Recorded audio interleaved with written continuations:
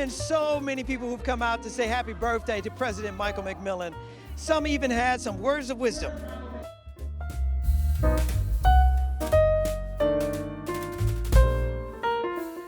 I just want to wish my son a happy birthday and tell him I'm so very, very, very proud of him and love him to death. Michael is passionate about helping people, and the Urban League is the #1 urban league in the United States. And Michael has taken it upon himself to ensure that it remains that way. And they're doing great work. The COVID relief is a great example of how the league and the board of directors of the Urban League saw a need to help people. And the amount of food, the toiletries, the masks, and all the things that took place over the last 18 months has been just remarkable. So Michael and his team has done a great job. It's been a great pleasure to be his friend for decades. I mean, he's really one of the heroes of our community. I'm going to give him a new title and start calling him the shadow mayor of the city of St. Louis. You know, Mike is doing big things, and I can't wait to see how he brings back the neighborhood that surrounds the old Sears building, a building that's so iconic to many of us in North St. Louis. He can go nowhere but up from here. Mike, your steps have been full of service to the community. You've been a person in our community that everybody could always look to for support. He's been right there every step of the way. When you have vision and people can catch on and capture the vision, they'll follow. Nobody wants to follow anybody blindly. He doesn't lead blindly. He shows you the vision, describes his vision, and then implements it. I know so many people I've talked to about Mike's birthday, and when you say he just turned 50, they can't believe it because he's done so much in such a short period of time. It is amazing. Also, we have lost some giants in this city recently with Dr. Givens and Betty Thompson and others that I would be extremely sad if I wasn't able to watch a giant in the making. Mike is definitely a giant in the making. And a man of my vintage, I just love seeing it. Go forward, Mike. Keep doing your thing. We love you. I met Michael, he was a young Democrat, went to Harris Stowe as a young man years ago. I mean, so many years ago. Probably, he wasn't even 25 then, but he gave me an award for the Young Democrat. And I thought that was pretty neat, but I didn't know where he was going. He's just went so many places, and I've watched him all throughout the years grow up and just keep getting better and better, and collaborate with so many people. You know, it's a tremendous how he can make friends and make things work. When I think about this evening, it's about an opportunity just to say thank you to him. He's done so much, his endeavors and his efforts and his dreams as far as what he sees for this community and what he's already done and achieved. It's just a big thank you to say we appreciate you. Michael's a public servant, and I think that's what people forget.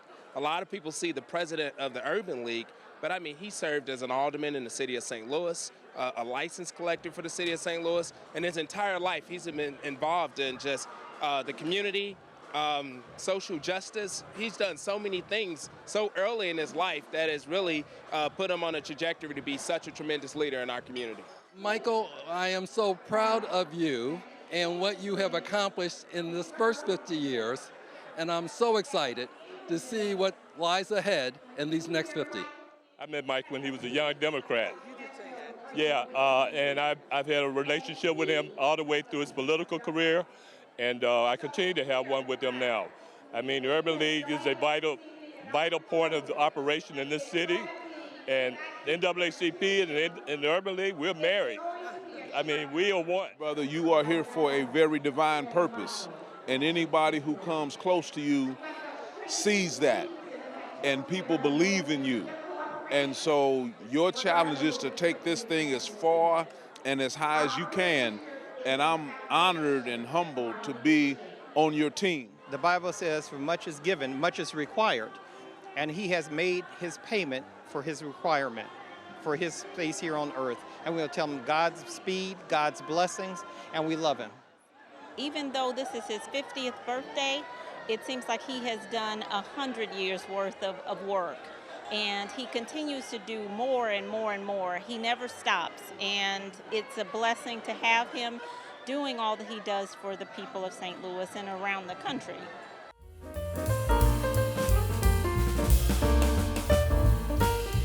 So many people. I mean, I've been the beneficiary of so many role models. Mayor Freeman Bosley, Senator Banks, Ida Woolfolk, my late uncle, Colonel Clifton Gates, Dr. Barbara Woods, that was in charge of the African American Studies Department of St. Louis University, Dr. Celestine Johnson, on and on and on. I mean, my mentor list is so long that I do it a disservice by just calling out the handful of names that I just mentioned. My uncle, Clifton Gates, gave me the advice, join the Urban League. It is the most important organization in the entire country, helping black people and improving the race relations between blacks, whites, and people of every racial background. And that's where you ought to be, and that's what you ought to be a part of. And that they will help you if you ever need it, which they did when I was going to St. Louis U and they gave me a college scholarship. I've learned that my passion and my purpose has thankfully for me turned into my profession ever since I was 21 and had the opportunity to work for the city of St. Louis for 20 years and then take all of that history and everything that I learned before that and now bring all of those different fruits and successes and all of those trials and tribulations into the work that I do at the Urban League.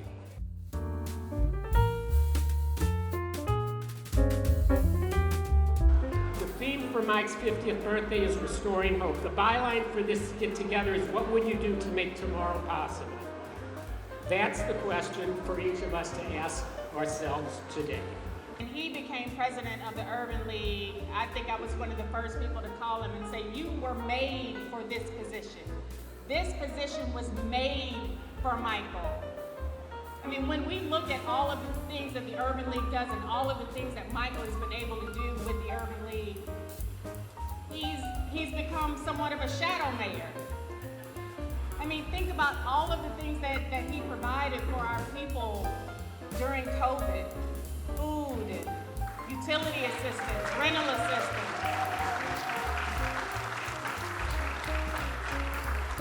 And think of now what used to be the old Sears building to many of us is now going to be a flagship for North St. Louis as he rehabs that building into a beacon of light.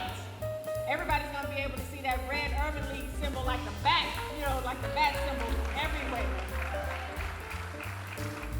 Michael, I'm going to need you to come up here. It is my honor and privilege as the first black woman mayor of the city of St. Louis to declare today,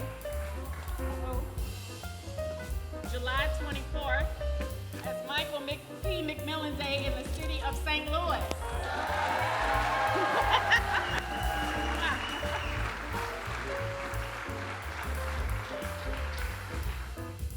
Good evening.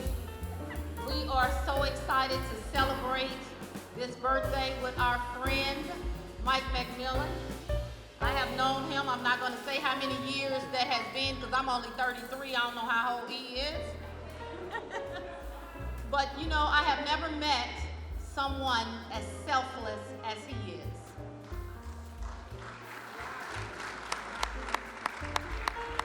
And so, they say, the more you give, the more God gives to you. So I think that we ought to, celebrate him and give to him because he's always thinking about others. I want to introduce my colleagues. This is Senator Brian Williams, St. Louis County. This is Senator Angela Mosley, St. Louis County. We got some reps in the house too who are standing with us. We have Jay Mosley, Representative Jay Mosley, Keisha Bosley. We also have Representative Wiley Price. We're all here to present this resolution in celebration of Mike McMillan's birthday. So here's a plate which represents your involvement and your presence in the planet. Also, I always liked the way you look because you dress so well. So I said, well, maybe I didn't have enough money for a suit. So I said, maybe I'll buy you a tie. And I went to Neiman Marcus, because that was a nice store, and I heard all the sales that were going on, so I figured I'd get a tie cheap. It was on sale. and they didn't have it, and this is the most expensive tie I've ever bought. But it's for you, so I said, okay, I'll give it back some kind of way at some point. So there's your gift from us for the class, and they will all chip in to pay you back. We love Michael Patrick McMillan. As I bring him forward, there are enough people in the audience that remember when. Because we know he was acting out at 10. He was carrying a briefcase and a suitcase at 10. We know that at 16, he joined the Urban League with his own money. We know as a teenager, he was doing community engagement with James Clark. And we know that he started and was president of the Young Democrats and had 200 of them following his leadership, and in a short period of time raised more money than the Democratic Party itself. Young man. And then we know him because he was also one of the 3 young people who are here tonight who represented the first African-American mayor, and that was Freeman Bosley Jr. Yes. We also know that he was responsible for, in big part, for the passing of a tax bill that still exists today, and back then it was $37 million. Can you figure out what it is today? And he was still supporting the Urban League back then, and then he went on to become a committeeman, and then an alderman, and he was supporting the Urban League. And then he went on to become a license collector, and he was supporting the Urban League. And ladies and gentlemen, guess who? The president and the chief executive officer of the Urban League of Metropolitan St. Louis is tonight, celebrating his 50th birthday. I want to thank Charlotte Ulstl for working tirelessly on tonight's fundraiser for our Restoring Hope capital campaign for the new Urban League Metropolitan Regional Headquarters. Please give her a big round of applause and thanks for everything that she does each and every day with the agency and the community. Our board chairman spoke earlier, but I want to acknowledge all of the members of the board of directors of the Urban League and ask them to please stand. We have the best board of any affiliate in the United States, with 75 leaders working tirelessly in this community to make a difference, help others, give back, and maintain this Urban League as the #1 Urban League in the United States because of you. You have seen some of them here tonight, and you have talked to them as you came in. I want all of the Urban League staff to stand, or those that are standing, to raise your hands, because we have 350 competent, qualified, capable, and committed staff that let us serve 125,000 people every single year. So tonight, I cannot say thank you enough to all of you for joining us on this journey of restoring hope and taking the old Sears building, as you heard the mayor say, and turning it into the crown jewel of North St. Louis. When you think about that building and its history and its importance in the black community, and it being centrally located at the busiest intersection in North City, there is no reason why that should not be a center of greatness, excellence, hope, vision, and opportunity for the black community. And we will come together and we will make that dream a reality. So I thank you for supporting us tonight. I thank my family, I thank my friends, and I thank all of you, because I could give each and every one of you a special tribute today to thank you for what you mean to me. As we look towards the future, as a native St. Louisan, I firmly believe that we are only limited by ourselves, and that we can do great things when we come together, and that when you look at this organization, there is no other place that I would rather be. As the mayor said, when she called me, as soon as I was appointed, she was the first call I got to congratulate me on becoming president of the Urban League. And she said then, and I believe now and always will, this is exactly where I was meant to be, because this is my passion. And I get a chance to live that passion and that purpose now in my profession to improve race relations between blacks and whites in every type of ethnicity, every type of race, every type of socioeconomic group, every type of orientation. Bring this community together, serve black people in need and anyone in need that comes in our doors, and make St. Louis the city that it can be. So I thank you all for joining me in this journey. This particular location is very, very critical to me. I went to high school just on the other side of this park at St. Louis University High for 2 years, and at that time, every single day, they told us that we should live to be a man that Christ wanted us to be a man for others, to give back and make humanity the best that it can do. And that has been the motto of my life, and that has been the model of the journey that I'm on with the Urban League, where on Monday, I will celebrate my 34th year of being a member of this fine institution. So I thank you. I appreciate you. I want to say to each and every one of you that we have much more work to do as we celebrate life. I also want to celebrate the lives of 3 people that just left us recently. Dr. Henry Gibbons, Betty Thompson, whose funeral was today, and Hazel Irving. And their deaths remind us that we should be even more committed to service, because the ancestors demand that we give back, and we do even more. So tonight I have a very special and difficult final request of you.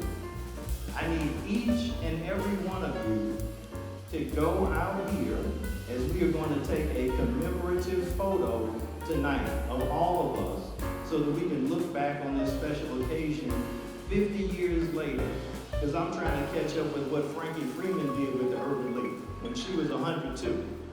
So I want to hold on, Dr. Suggs and all of the board members. I want my new contract to be for 50 years. And they'll say, old man McMillan is upstairs and he's a little grumpy today, but he'll be all right. So I thank you, and I love you, and I appreciate you, and please join me out here on the patio for a group picture.